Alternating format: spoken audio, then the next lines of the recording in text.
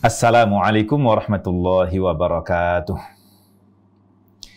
Alhamdulillahi rabbil alamin. Wassalatu wassalamu ala ashrafil anbiya'i wal mursalin. Sayyidina wa nabiyyina Muhammadin wa ala alihi wa ashabihi ajma'in. Wa ba'du fallahumma faqihna fid din wa 'allimna at-ta'wil wa alhiqna bis salihin. وتوفنا مسلمين يا أرحم الراحمين وصلى الله وسلم وبارك على سيدنا محمد وعلى آله وصحبه أجمعين والحمد لله رب العالمين.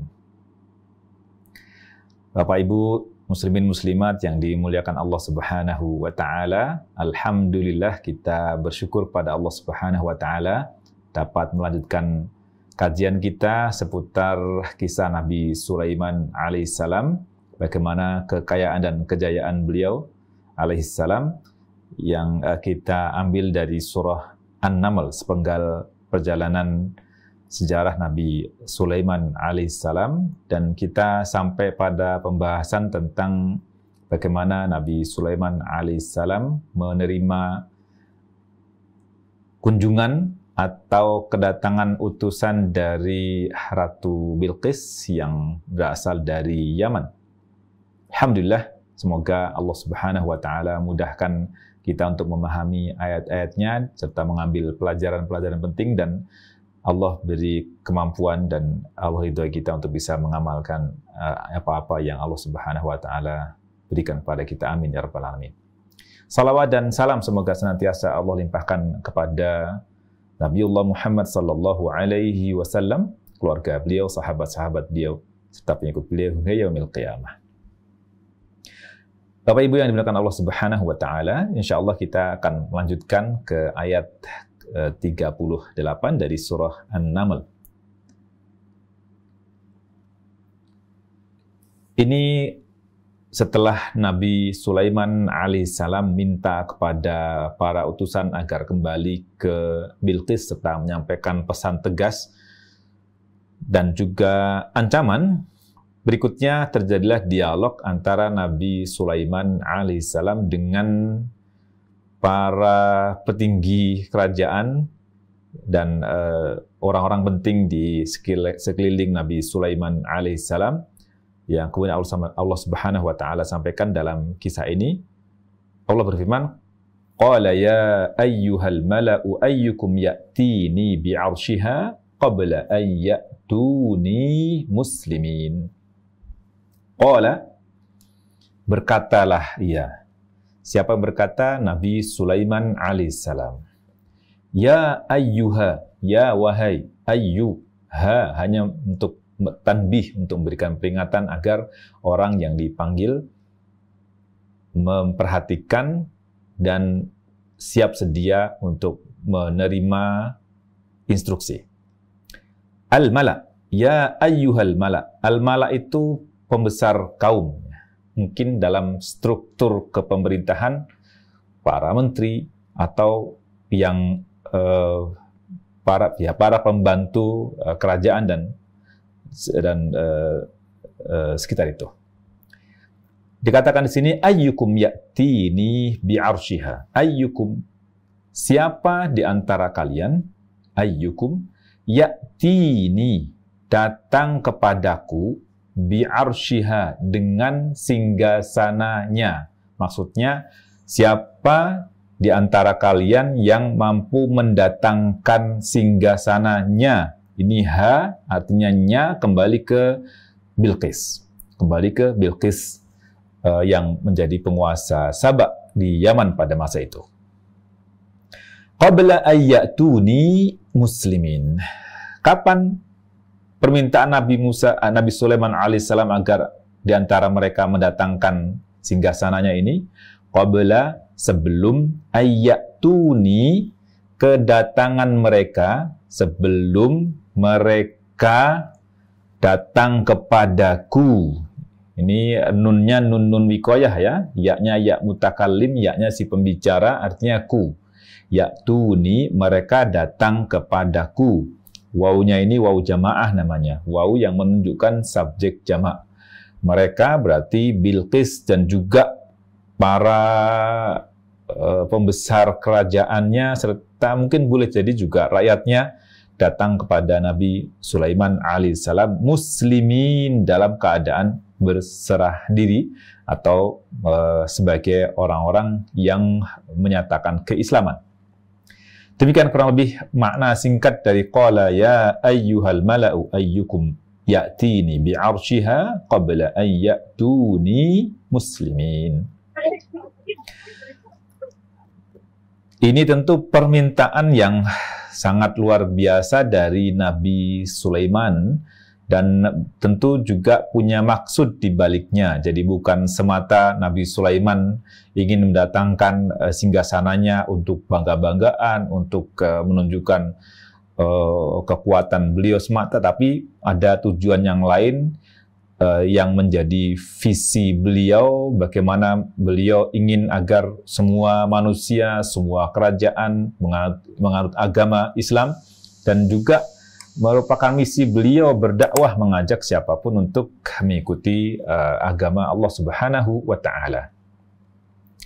Dijelaskan di At-Tafsirul Muyassar berkaitan dengan makna ayat tadi itu, qala Sulaiman mukhatiban man sakharahumullahu lahu minal jinni wal insi. Nabi Sulaiman alaihissalam berpidato, menyampaikan pesan kepada orang-orang yang telah Allah Subhanahu wa taala tundukkan untuk menjadi pelayan Nabi Sulaiman alaihissalam dari golongan manusia dan jin, al-mala' tadi itu.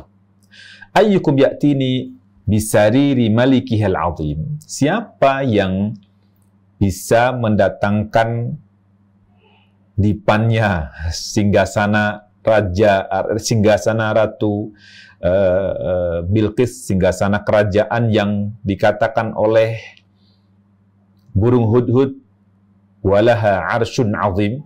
Kan Hudhud bilang dia punya singgasana yang besar loh, kan gitu. Nah, ini Nabi Sulaiman alaihissalam ingin pertama membuktikan akan kebenaran berita yang disampaikan oleh Hudhud. Di sisi yang lain juga ingin menguji Bilqis serta para pelayannya. Qabla ayyatuni munqadina ta'i'in, sebelum mereka datang dengan berserah diri dan siap menerima segala apapun instruksi dan menaati. Ta'i'in. Demikian di Tafsir Al-Muyassar jelaskan makna ini secara umum. Baik. Di kitab Sulaiman fil Qur'anil Karim disebutkan bahwa para ulama telah menyebutkan banyak faktor, banyak alasan yang menyebabkan melatar belakangi Nabi Sulaiman minta agar didatangkan singgasana Bilqis tersebut. Ada yang mengatakan yang pertama, agar Nabi Sulaiman bisa membuktikan kebenaran berita yang dibawa oleh Hudhud. Liya'lam sidqal Hudhud, untuk mengetahui kebenaran perkataan Hudhud. Yang kedua, liyaj'al dzalika dalilan ala sidqi nubuwwatih. Dan mengatakan latar belakangnya adalah untuk membuktikan kebenaran nubuwah, kenabian Nabi Sulaiman alaihissalam. Lalu yang ketiga, liyahtabira aqlaha wa fitnataha. Yang ketiga ini adalah untuk menguji bagaimana kecerdasan Bilqis. Kemudian yang keempat, liyuriyaha qudratallahi ta'ala wa 'azama sultanih. Dan untuk menunjukkan bagaimana maha kuasanya Allah dan menunjukkan juga besarnya kekuasaan Nabi Sulaiman alaihissalam. Ini yang disebutkan oleh para ulama mengambil hikmah di balik apa yang dikatakan atau permintaan Nabi Sulaiman agar didatangkan singgasana Bilqis ke hadapan beliau. Baik, lalu disebutkan di kitab Sulaiman fil Quran Karim juga, Inna Sulaiman alaihi salam arada min ihdarihi al-arsya ayyakuna dzalika dalilan ala nubuwwatihi wal yuriha 'azamata qudratillahi wa quwwata sultanillah. Ya. Ditegaskan di sini bahwa Sulaiman alaihissalam ingin dengan didatangkannya singgasana Bilqis itu menjadi bukti, menjadi dalil akan kenabian beliau alaihissalam, dan juga menunjukkan bagaimana maha kuasanya Allah Subhanahu wa taala. Singgasana seorang ratu, seorang raja, ketika si raja atau ratu meninggalkan istananya tentu dijaga dengan ketat agar tidak hilang, agar menunjukkan bagaimana kebanggaan dan kekuasaannya. Wa quwwat sultanillahi subhanahu wa ta'ala, dan menunjukkan bagaimana kekuatan maha kuasanya Allah subhanahu wa ta'ala dan kekuasaan Allah subhanahu wa ta'ala. Waliyahtabira rajahata aqliha inda muwajahati sadamat.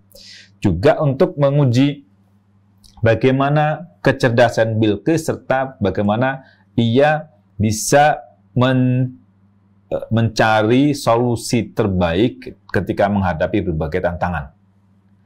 Ini yang ingin Nabi Sulaiman alaihissalam ketahui melalui dipindahkannya singgasana itu ke Palestina dengan jarak yang tidak dekat. Ya. Baik, kemudian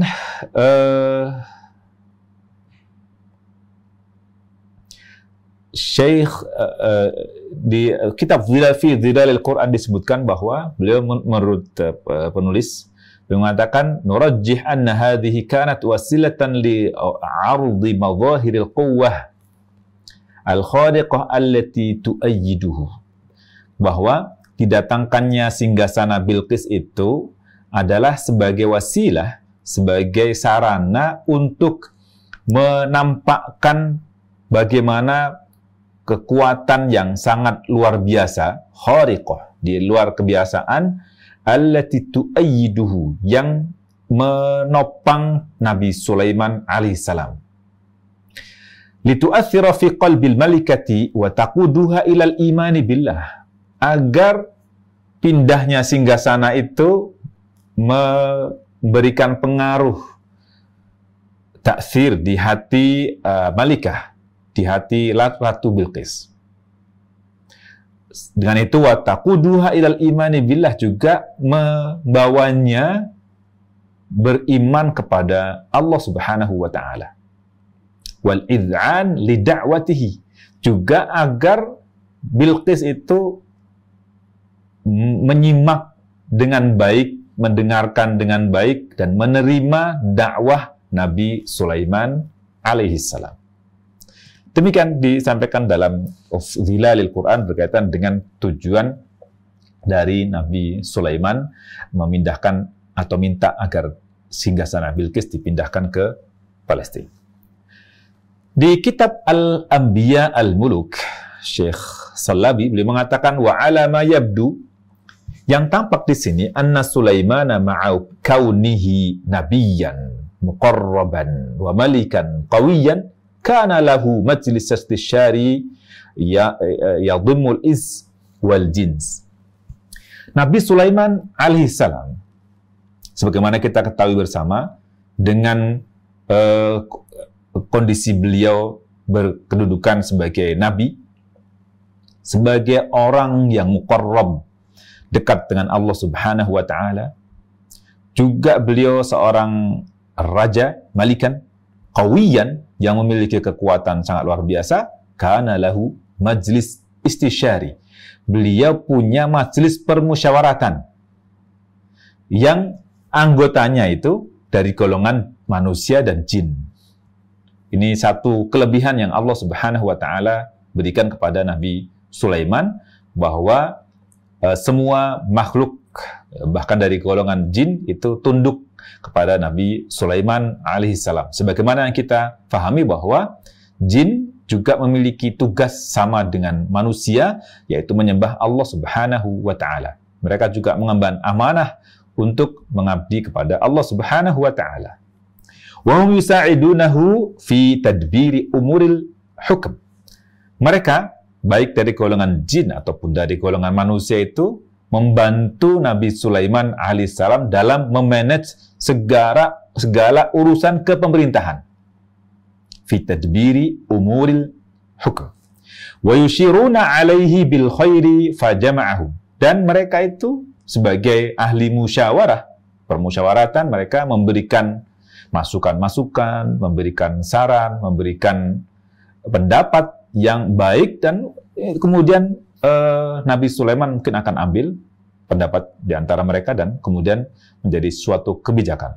Maka Nabi Sulaiman mengatakan, ya, tapi Nabi Sulaiman mengatakan, ya ayyuhal mala'u ayyukum ya'tini bi'arsyiha qabla ayyatuni muslimin.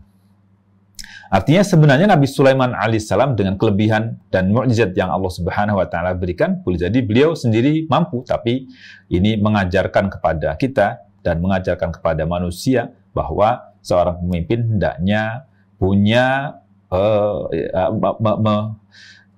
melaksanakan musyawarah dalam berbagai kebijakannya. Jadi tidak diputuskan secara sendiri, karena boleh jadi ada pandangan-pandangan yang lain yang mungkin akan menjadi pilihan terbaik. Berbeda dengan ketika hanya satu pandangan saja dari satu orang saja. Ini menunjukkan meskipun tadi Nabi yang kuat, yang raja, yang luar biasa, tetapi Nabi Sulaiman alaihissalam tetap mengakui bahwa beliau tetap seorang manusia yang perlu diskusi dengan orang lain. Apalagi kita, manusia biasa yang tidak ditopang oleh wahyu. Kita manusia biasa yang tidak didukung oleh wahyu dari Allah Subhanahu wa taala. Paling ilham atau petunjuk atau taufik dari Allah Subhanahu wa taala. Maka kita hendaknya lebih membutuhkan musyawarah ini dibandingkan dengan Nabi Sulaiman alaihissalam. Dari ayat 38 ini, secara singkat, ada beberapa pelajaran yang bisa kita ambil. Yang pertama, Nabi Sulaiman sebagai nabi dan raja memberi teladan pentingnya musyawarah dan menjaring pendapat dari siapapun, terutama juga dari rakyat juga. Yang kedua, mencari potensi yang ada di masyarakat dan memberdayakan dalam amal kebaikan. Sehingga dimanfaatkanlah, diberdayakanlah semua potensi yang ada. Siapapun, tidak pandang bulu, bukan hanya orang-orang dekat dengan nasab keturunannya, bukan hanya orang-orang yang pernah memenangkan dia untuk menjadi raja dan sebagainya, tapi semua orang ada potensi kebaikan, dimanfaatkan agar semuanya terlibat dalam amal jama'i, dalam kerja kolektif. Yang ketiga, singgasana di dalam istana dijaga ketat dan paling aman saja bisa dipindahkan dalam waktu singkat untuk kepentingan dakwah, apalagi hal-hal yang lain. Ini kita perlu perhatikan bahwa Nabi Sulaiman alaihissalam memanfaatkan karunia Allah Subhanahu wa taala itu untuk kepentingan dakwah. Target akhirnya adalah bagaimana Bilqis dan juga rakyat Sabah di Yaman itu masuk Islam, mengikuti agama yang disampaikan oleh Nabi Sulaiman alaihissalam. Begitu pula hendaknya kita, potensi yang ada pada kita, sayang sekali sekiranya kita tidak punya kontribusi dalam berdakwah. Kita tidak punya kontribusi dalam kebaikan, amal kebaikan. Jika kita punya kecerdasan, jika kita punya kekayaan, jika kita punya apapun, hendaknya dari apa yang Allah Subhanahu wa taala karuniakan kepada kita itu, kita bisa manfaatkan untuk kepentingan dakwah, sehingga bukan hanya untuk duniawi saja. Betapa banyak orang yang punya kecerdasan tetapi hanya untuk mengumpulkan dunia, pada akhirnya tidak punya investasi akhirat, pada akhirnya tidak punya passive income dari pahala yang tetap ngalir. Maka hendaknya kita pikirkan apa yang akan bisa kita tinggalkan setelah kita meninggal dunia, tetapi masih memberikan pahala yang mengalir untuk kita meskipun sudah meninggal dunia.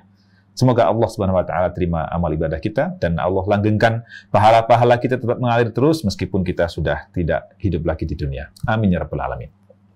Ayat ke-39-nya, tadi pertanyaan ayyukum ya'tini bi'arsyiha qabla ayyatuni muslimin, dijawab. Yang pertama kali jawab siapa? Ifrit. Qala ifritum minal jinni. Berkatalah seorang ifrit, bukan seorang ya, jin. Ifrit dari golongan jin. Berkatalah ifrit dari golongan jin. Apa itu ifrit? Ya, ifrit itu disebutkan adalah jin yang paling kuat. Jin yang paling kuat namanya ifrit. Mungkin orang Arab menyebut ifrit kamu katanya. Karena memiliki kekuatan mungkin ya. Ifritum minal jinni. Suatu ifrit dari golongan jin mengatakan, ana atika bihi. Ana atika bihi.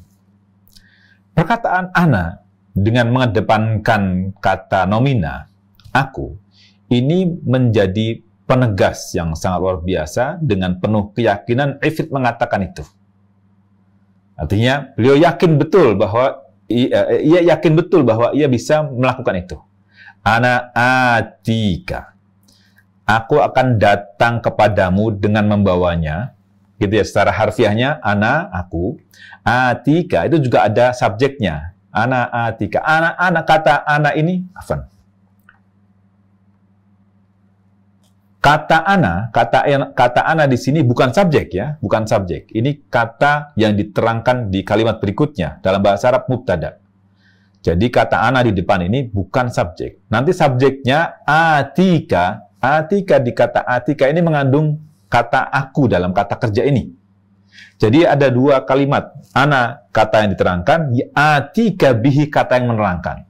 Sehingga yang namanya subjek dalam bahasa Arab itu ada di setelah kata kerja, maka bukan kata ana. Tapi kemudian ana atika itu mengandung subjek yang kembalinya ke kata ana di awal.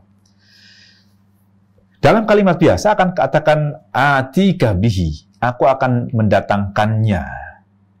Tanpa penegasan. Jadi kalau disebutkan ana atika bihi, benar-benar yakin, dia benar-benar punya keyakinan bahwa dia bisa mendatangkan. Kapan ia mendatangkannya? Qabla, sebelum antakuma mim maqamik, sebelum engkau bangkit, sebelum engkau berdiri dari tempat dudukmu, mim maqamik. Kebiasaan Nabi Sulaiman alaihissalam dari pagi sampai menjelang siang biasanya duduk di majelisnya, duduk di tempat beliau mengatur, memanage kerajaan, juga menghakimi, mungkin ada hal-hal yang perlu diputuskan dalam putusan hukum. Di situ beliau kayak ngantor di situ sampai menjelang siang.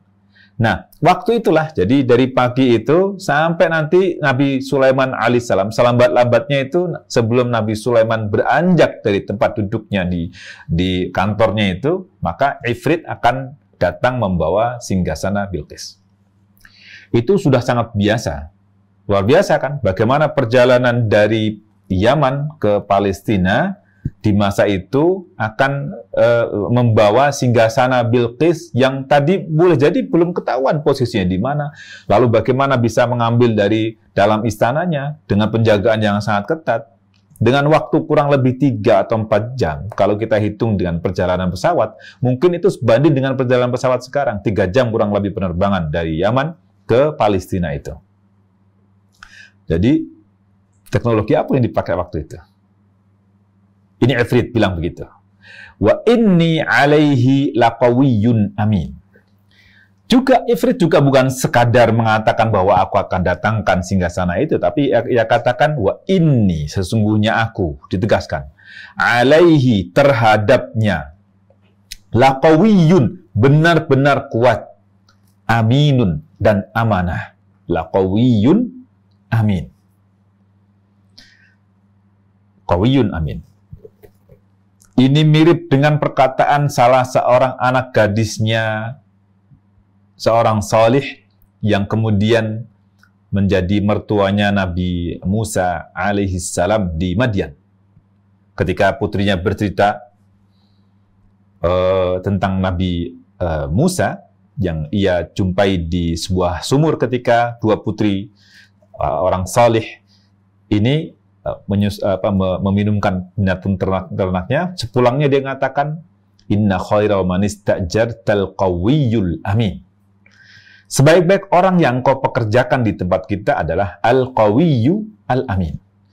Ini dua hal ini, kuat dan amanah, ini menjadi syarat terpenting bagi orang yang bekerja. Jadi kalau mau milih orang yang bekerja tempat kita harus punya kekuatan dan amanah. Kekuatan itu bisa kekuatan fisik, bisa kekuatan akal, bisa kekuatan akal pikiran. Disebutkan di sini bahkan secara khususnya qawi berarti kuat secara fisik.